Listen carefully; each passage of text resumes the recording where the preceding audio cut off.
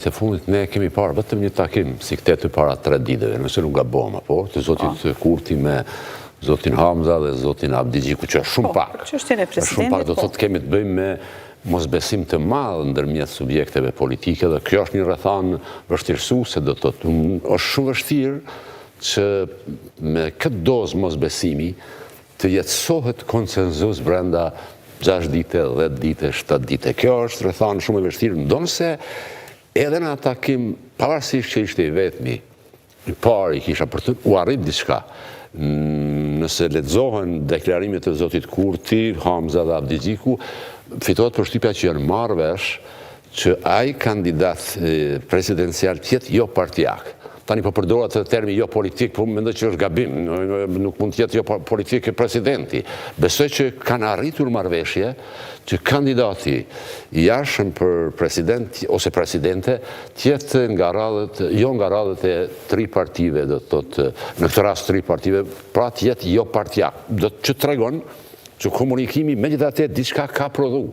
Vetë fakti që janë taku, vetë fakti që kanë bisedu, diçka kanë prodhu. Unë supozoj që kjo është marrëveshje e tyre. Po sërish, a ke një dozë frike, nuk po e quaj frikë, por shqetësimi se sërish mund të shkojmë zgjedhje. Se kjo është çështja që do të jetë në diskutim dhe a kemi atë komoditet, a kemi rrethonat, kushtet, mundësi që të shkojmë prapë në zgjedhje. Shqetësimi është shumë real dhe zgjedhjet tjera janë shumë të mundshme, sepse thash pak më parë, mosbesimi i thellë ndërmjet subjekteve politike që është që nuk mund të eliminohet, nuk mund të zhbëhet brenda një jave dhe 10 dite.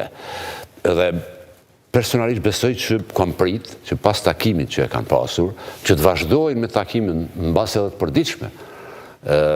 Sepse nuk besoj që zgjedhja do të gjendet në formën që ta zëmë vetëvendosja ta propozoj një kandidat, PDK-ja një tjetër dhe LDK-ja një tjetër. Unë besoj që duhen bisedime që të identifikohet një kandidat, dhe mendoj që kandidat të tillë ka në Kosovë, madje e konsideroj fyse për Kosovën që nëse 3 subjektet kryesore nuk arrin të gjejnë kandidat i cili do të plotësonte 3-4 kushte që janë elementare, do të thazëm një personalitet që do të kishte unifikues, që do të ishte njosje i politikës jashtme dhe të çështjeve të sigurisë.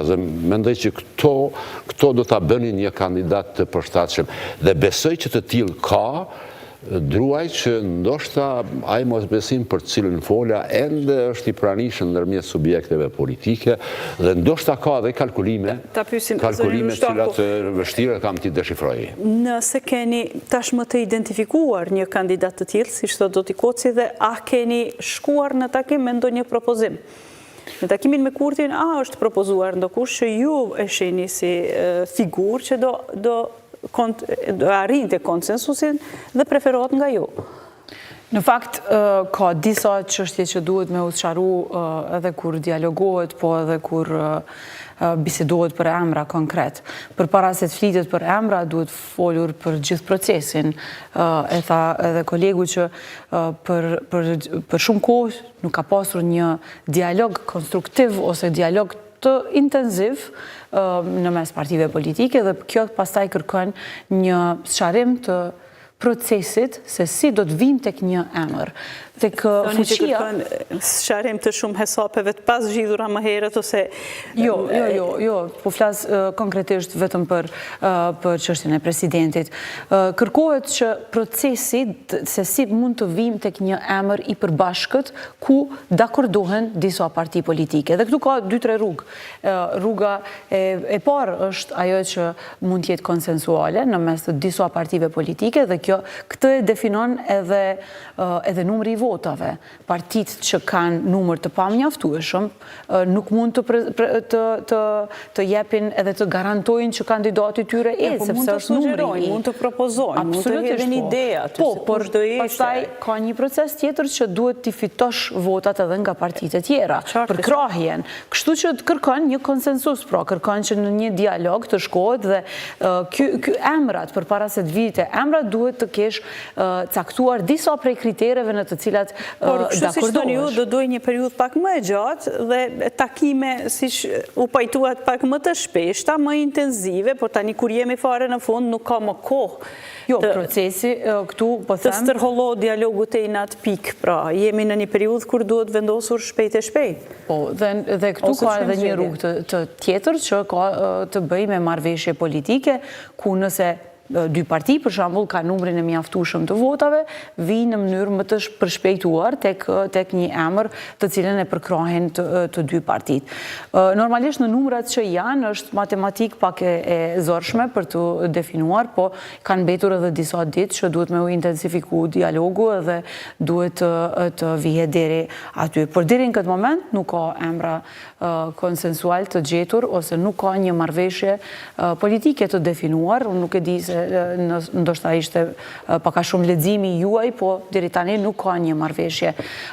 Gjithsesi ne i inkurajojmë partinë e cila është fituese e zgjedhjeve që të vazhdoj dialogun për të gjetur një zgjidhje sepse Ju po presni që ata të nxjerrin emrat. Po, ata kanë numrin më të madh. Zoti Avdi Gjiku pas takimit e bërë një deklaratë dhe i potencoi dy zgjidhje. Një tha mund të ketë konsenzus politik ose marrëveshje klasike politike. A mund të na thoni çfarë mendoj? Është fjala për pjesëmarrje në qeverisje, kur thot marrëveshje klasike politike apo marrëveshje rreth kandidatit të përbashkët eventual?